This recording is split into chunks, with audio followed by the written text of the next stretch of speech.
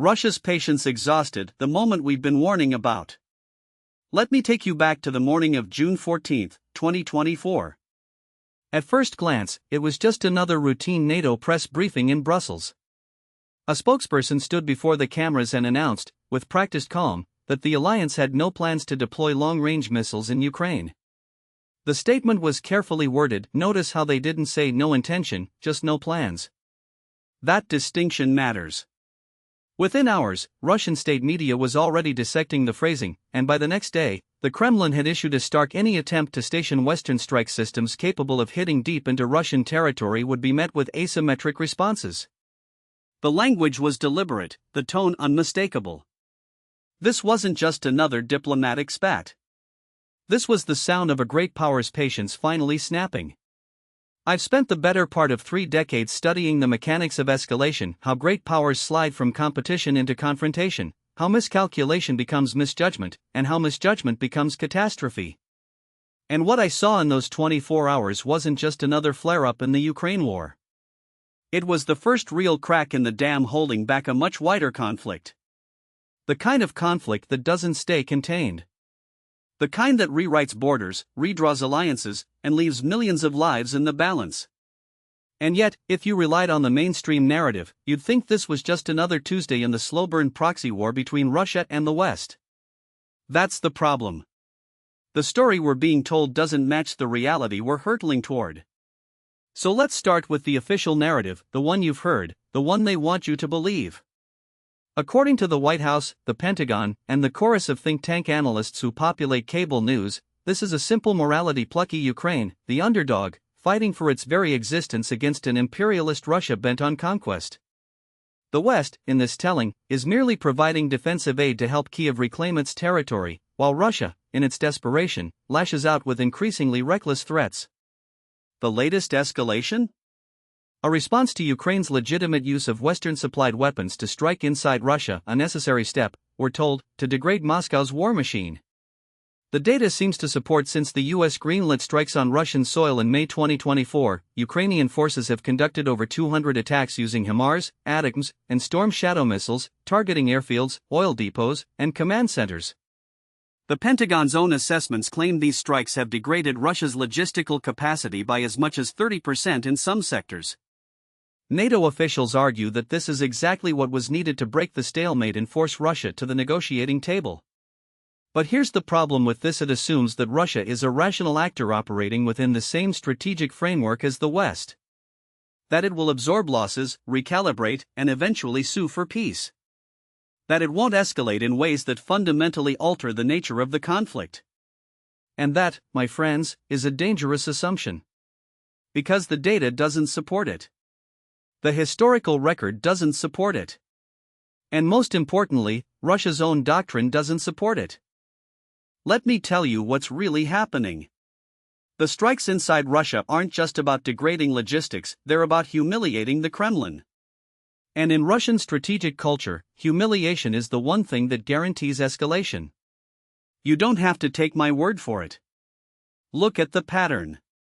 In 2014, after the Maidan Revolution, Russia annexed Crimea not because it was strategically vital, but because the alternative was accepting the collapse of its influence in Ukraine.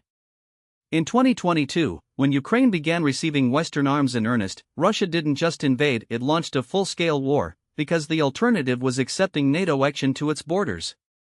And now, in 2024, when the West begins directly striking Russian territory, Moscow isn't just going to shrug and accept it. It's going to do what it always does when its core interests are escalate in ways that force the other side to back down. Here's where it gets interesting. The official narrative also assumes that the West's escalation is measured, controlled, and reversible. That we can dial up the pressure on Russia without triggering a response that spirals out of control. But that's not how great power competition works. You don't get to choose the terms of your opponent's retaliation. And right now, Russia is signaling that its retaliation won't be limited to the battlefield in Ukraine. It will be global. It will be economic. And it will be aimed at the one thing the West can't afford: to its unity. Let me lay out the hidden facts, the ones that aren't making it into the nightly news. First, the strikes inside Russia aren't just being conducted by Ukraine. They're being enabled, and in some cases directly supported, by Western intelligence and special forces. We know this because U.S. officials have quietly admitted it. In a closed-door briefing in April 2024, a senior Pentagon official told lawmakers that a small number of American personnel were operating inside Ukraine to help calibrate strikes on Russian targets. That's not defensive aid. That's direct participation in the war. And it's a red line that Russia has repeatedly warned it would not tolerate. Second, the economic war is already escalating in ways that most people don't realize. The West thinks it's winning the sanctions game, but the reality is far more complicated. Russia's economy didn't collapse in 2022, it adapted. And now, it's striking back. In May 2024, Russia began seizing Western assets inside its borders, including the local subsidiaries of major European energy firms. That's not just a retaliatory measure, it's a warning. Moscow is signaling that if the West continues to escalate, it will weaponize its control over critical supply chains, particularly in energy and rare earth minerals. And here's the Europe is far more vulnerable to this than the US is. If Russia cuts off gas supplies again, or restricts the export of titanium, the economic fallout will be immediate and severe. The US might be able to weather it, but Europe? Not so much. Third, and most importantly, Russia is no longer fighting this war alone. The narrative that this is just Russia versus the West is outdated. China, Iran, and North Korea are all playing a role, and their involvement is growing. We've seen it in the intelligence Chinese dual-use technology flowing into Russia, Iranian drones being reverse-engineered in Russian factories, North Korean artillery shells filling Russian stockpiles. This isn't just about supplying arms. It's about creating a parallel economic and military bloc that can withstand Western pressure. And it's working. In 2023, trade between Russia and China hit a record $240 billion. In 2024, it's on track to exceed $300 billion. That's not just commerce, it's the foundation of a new geopolitical order. Now, let's out and look at the bigger picture. Because this isn't just about Ukraine. It's about the future of the international system. For the past 3 decades, the US has operated under the assumption that it can maintain a unipolar world order, one where it sets the rules, enforces them, and punishes those who don't comply. That assumption is now being tested like never before. Russia, China, and a growing number of non-Western states are pushing back. They're not just resisting US dominance, they're building alternatives. The BRICS action, the de-dollarization of trade, the creation of new payment systems, these aren't just economic trends. They're the building blocks of a multipolar world. And here's the thing about it's messy. It's unstable. And it's far more dangerous than the unipolar world we've grown accustomed to. Because in a multipolar system, great powers don't just compete, they probe, they test, and they push until they hit a red line. And when they do, the risk of miscalculation skyrockets. We've seen this before. In 1914, the assassination of an archduke in Sarajevo spiraled into a world war because the great powers of the time misjudged each other's resolve. In 1962, the Cuban Missile Crisis nearly ended in nuclear war because neither the US nor the USSR fully understood the other's red lines. And in 2024, we're seeing the same dynamic play out in real time. I'm not saying we're on the brink of World War III. But I am saying that we're in the most dangerous phase of great power competition since the Cold War. And the West's approach escalate incrementally, assume Russia will back down, and hope for the best is a recipe for disaster. Because Russia isn't backing down. It's digging in. And it's preparing for a long war. So what does that mean in practical terms? Let's talk about the military and strategic implications. Right now, the US and NATO are operating under the assumption that they can continue to arm Ukraine without triggering a direct confrontation with Russia. That they can strike inside Russia without Moscow retaliating against NATO territory.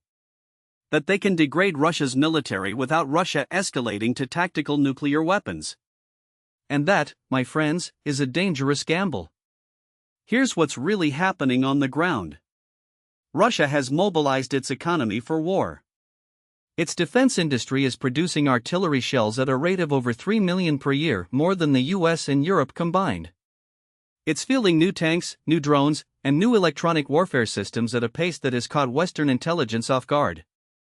And it's not just preparing for a defensive war. It's preparing for an offensive one. In late 2023, Russia began a massive military buildup in Belarus, including the deployment of Iskander-M missile systems capable of striking targets across Europe.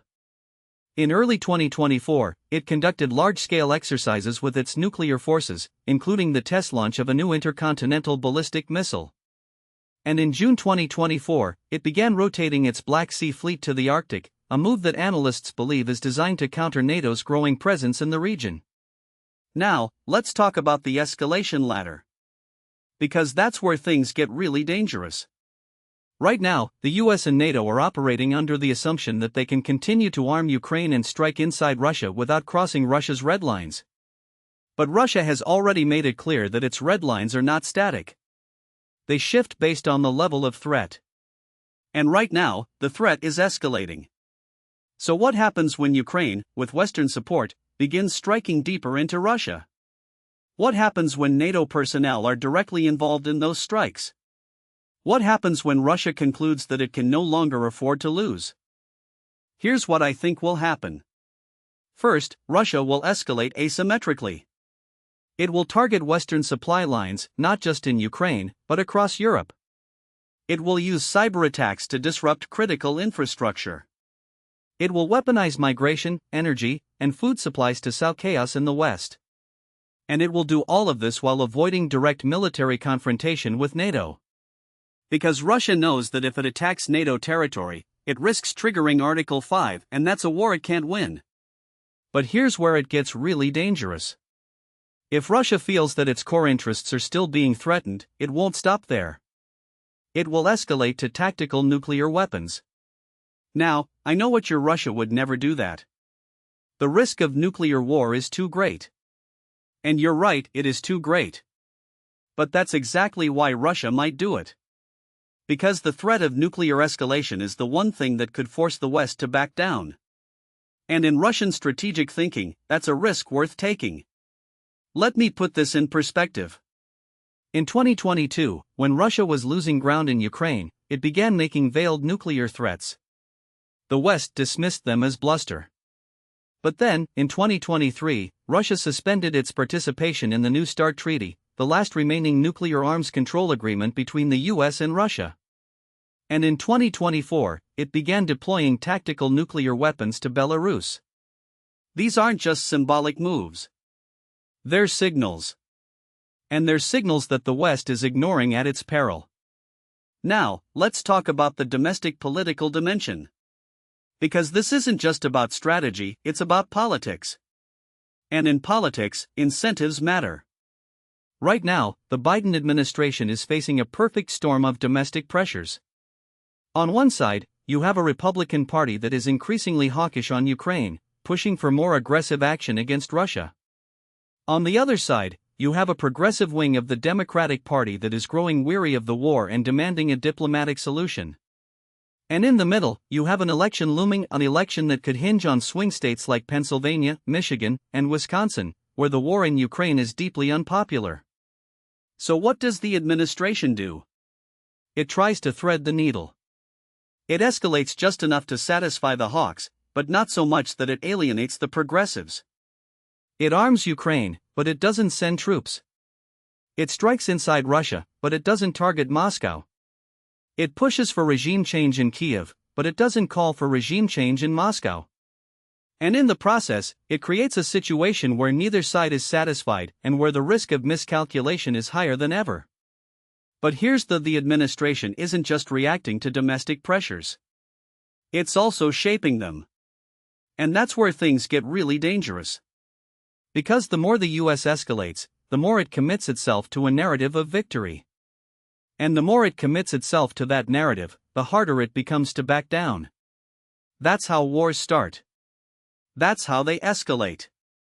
And that's how they become unwinnable. So where does this leave us? Let's talk about scenarios. Because the future isn't set in stone. It's a range of possibilities, each with its own risks and consequences. Scenario: the best case. In this scenario, the West's escalation works. Ukraine, with increased Western support, launches a successful counteroffensive in the summer of 2024, pushing Russian forces back to the 2014 borders. Russia, facing mounting losses and domestic unrest, sues for peace. A negotiated settlement is reached, with Ukraine regaining most of its territory in exchange for neutrality and a commitment not to join NATO. The war ends, and the world breathes a sigh of relief. But this scenario assumes that Russia is willing to accept defeat. And that's a big assumption. Because in Russian strategic culture, defeat is not an option. It's a humiliation. And humiliations are not forgotten. They're avenged. So even if this scenario plays out, it's not really a victory. It's just the end of one phase of the conflict and the beginning of another. Scenario: the most likely case. In this scenario, the war drags on. Ukraine, with Western support, continues to strike inside Russia, but it doesn't achieve a decisive breakthrough. Russia, meanwhile, escalates asymmetrically, targeting Western supply lines, disrupting critical infrastructure, and sowing chaos in Europe. The economic war intensifies, with Russia weaponizing energy and food supplies. The US and Europe, facing domestic pressure, begin to fracture. Some countries push for a negotiated settlement. Others double down on escalation. And in the process, the war becomes a permanent fixture of the international system, a low-intensity conflict that never really ends, but never really escalates to full-scale war. This is the most likely scenario because it's the one that requires the least amount of change. Neither side is willing to back down, but neither side is willing to escalate to the point of no return. And so the war grinds on, consuming lives, resources, and political capital, while the world watches and waits for something to break. Scenario: the worst case. In this scenario, the war escalates out of control. Ukraine, with Western support, launches a major offensive deep into Russian territory. Russia, facing existential threats, responds with tactical nuclear weapons. The US and NATO, caught off guard, retaliate with conventional strikes on Russian forces. Russia, in turn, escalates further, targeting NATO supply lines, cyber infrastructure, and even military bases. The conflict spirals into a direct confrontation between NATO and Russia, with the risk of nuclear war growing by the day. This is the scenario that keeps me up at night. Because it's not just a theoretical possibility. It's a real risk. And it's a risk that the West is underestimating at its peril. So what should we do instead? Let me tell you what I've been arguing for. We need a grand strategy based on realism, not ideology. We need to recognize that the unipolar moment is over. That the world is becoming multipolar. And that in a multipolar world, great powers don't just compete, they coexist. Here's what that means in practice. First, we need to accept that Ukraine is not going to join NATO. Not now, not ever. Because Russia will never accept it. And because the risk of war is too great. Second, we need to push for a negotiated settlement, one that recognizes Russia's core interests in Ukraine while preserving Ukraine's sovereignty and territorial integrity. Third, we need to rebuild our alliances, not just with Europe, but with the global South. Because in a multipolar world, we can't afford to be isolated. And fourth, we need to invest in our own resilience, economic, military, and political. Because the next war won't be fought on the battlefields of Ukraine. It will be fought in the cyber domain, in the economic domain, and in the political domain. And here's the hard: none of this is going to be easy. Because the establishment, the foreign policy blob, the defense contractors, the think tanks, has a vested interest in the status quo. They profit from war. They profit from escalation.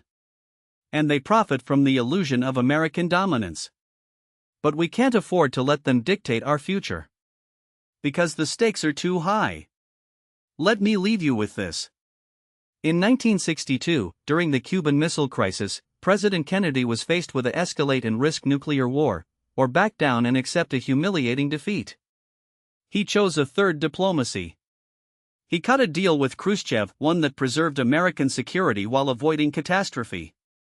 And in the process, he saved the world. We need that kind of leadership today.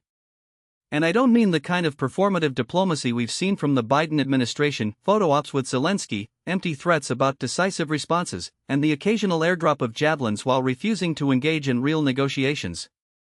I mean the kind of leadership that recognizes when the game has changed and adjusts accordingly. Now, what most people don't realize is that the Cuban Missile Crisis wasn't just about missiles in Cuba. It was about the broader geopolitical balance. Khrushchev had placed those missiles in Cuba because he was trying to compensate for America's overwhelming nuclear superiority, particularly the Jupiter missiles in Turkey, which were just a few minutes' flight time from Moscow. Kennedy understood that if he pushed too hard, he risked a nuclear exchange. So he made it the US would remove its missiles from Turkey in exchange for the Soviets pulling theirs from Cuba. It wasn't pretty. It wasn't perfect. But it worked. Here's the uncomfortable: we're in a similar moment now, but we're refusing to see it. Russia isn't just fighting for territory in Donbass or Crimea. It's fighting for what it sees as its existential security. And let's be clear, this isn't just Putin's paranoia. It's a strategic calculation that goes back decades. In 1990, as the Soviet Union was collapsing, U.S. Secretary of State James Baker assured Mikhail Gorbachev that NATO would not extend 1 inch eastward if Germany reunified. That promise was broken. Not once, but repeatedly. Poland, Hungary, the Czech Republic in 1999. Then the Baltics, Romania, Bulgaria in 2004. Then the Bucharest Summit in 2008, where NATO declared that Ukraine and Georgia will become members. And let's not forget the 2014 coup in Kiev, which Russia saw as a direct threat, a Western-backed regime change on its doorstep. Now, I'm not saying Russia's actions in Ukraine are justified. Far from it. But I am saying that we need to understand the strategic logic behind them. And that logic is Russia will not tolerate a NATO-aligned Ukraine. Full stop. The moment we crossed that red line, when we started flooding Ukraine with Western weapons, when we began training its military, when we hinted at future NATO membership, we set in motion a chain of events that was always going to end in war. The only question was when. Let me explain why this matters beyond Ukraine. Because this isn't just about one country. It's about the future of European security architecture. And right now, that architecture is broken. The post-Cold War order was built on the assumption that Russia would eventually integrate into the West, that it would become a normal European power, bound by the same rules and institutions. That assumption was always flawed. Russia was never going to accept a subordinate role in a US-dominated system. And now, after decades of humiliation, NATO action, the 2008 war in Georgia, the 2014 annexation of Crimea, the 2022 invasion, it's clear that Russia is playing a different game entirely. So what does that game look like? It looks like a return to great power competition.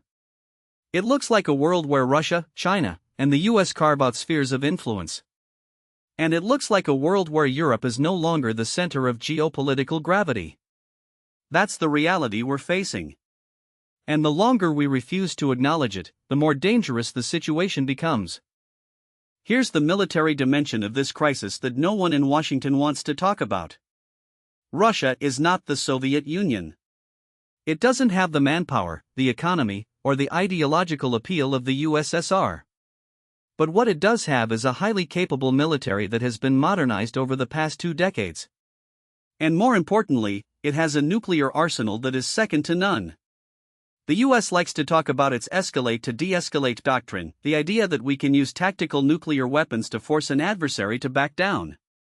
But Russia has its own version of this doctrine, and it's far more developed. In 2020, Putin signed a decree outlining Russia's nuclear policy, which explicitly states that nuclear weapons can be used in response to aggression against the Russian Federation with the use of conventional weapons when the very existence of the state is in jeopardy. Now, I know what you're sure, but they'd never actually use them. That's what we said about the Soviets in 1962. And yet, we came within a hair's breadth of nuclear war. The problem with nuclear brinkmanship is that it's not a rational game. It's a game of perceptions, miscalculations, and accidents. And right now, the risk of miscalculation is higher than it's been in decades. Let's look at the numbers. Russia has around 6,000 nuclear warheads, including about 1,500 deployed on intercontinental ballistic missiles, submarine-launched ballistic missiles, and strategic bombers. The US has roughly the same. But here's the Russia's arsenal is more diverse. It includes hypersonic glide vehicles like the Avangard, which can maneuver at Mach 27 and evade US missile defenses. It includes the Poseidon nuclear torpedo, a 100-megaton doomsday weapon designed to create radioactive tsunamis that would render coastal cities uninhabitable for decades. And it includes the Sarmat ICBM, which can carry up to 15 independently targetable warheads and has a range of 11,000 miles. Now, I'm not saying Russia is going to use these weapons tomorrow. But I am saying that we're playing with fire. Every time we escalate, every time we send ATACMS, F-16s, or long-range missiles to Ukraine, we're increasing the risk of a direct confrontation. And every time we impose new sanctions, we're pushing Russia closer to the point where it feels it has nothing left to lose. Here's another uncomfortable: the West's strategy in Ukraine isn't working. Not militarily, not economically, and certainly not politically. Let's start with the military side. The much-hyped Ukrainian counteroffensive in 2023 was a disaster. Despite billions of dollars in Western weapons and months of training, Ukrainian forces barely made a dent in Russia's defenses. They lost thousands of soldiers and hundreds of armored vehicles, including Western-supplied Leopards and Bradleys. And what did they gain? A few kilometers of territory in the south, which Russia has since been methodically retaking. The reason for this failure is Russia has adapted. It's no longer the ragtag force that stumbled into Ukraine in 2022. It's a battle-hardened military that has learned from its mistakes. It's dug in, fortified its positions, and developed a doctrine of attrition warfare that is wearing down Ukrainian forces. And it's doing this while mobilizing its economy for a long war. Russia's defense production is now higher than it was at the peak of the Soviet Union. It's churning out tanks, artillery shells, and drones at a rate that the West can't match. And it's doing this despite sanctions that were supposed to cripple its economy. Speaking of sanctions, let's talk about the economic war. The West thought it could strangle Russia's economy with sanctions, force a collapse, and bring Putin to his knees. That hasn't happened. In fact, the opposite has.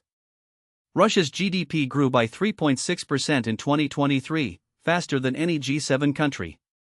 Its unemployment rate is at a record low.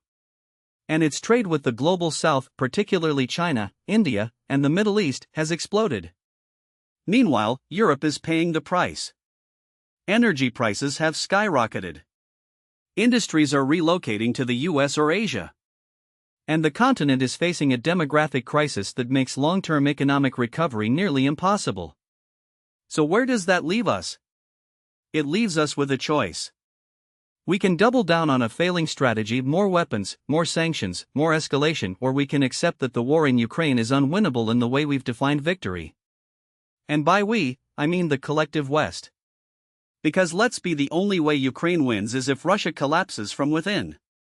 And that's not going to happen. Russia has survived far worse: Napoleon, Hitler, the collapse of the Soviet Union. It's not going to crumble because of a few more HIMARS rockets.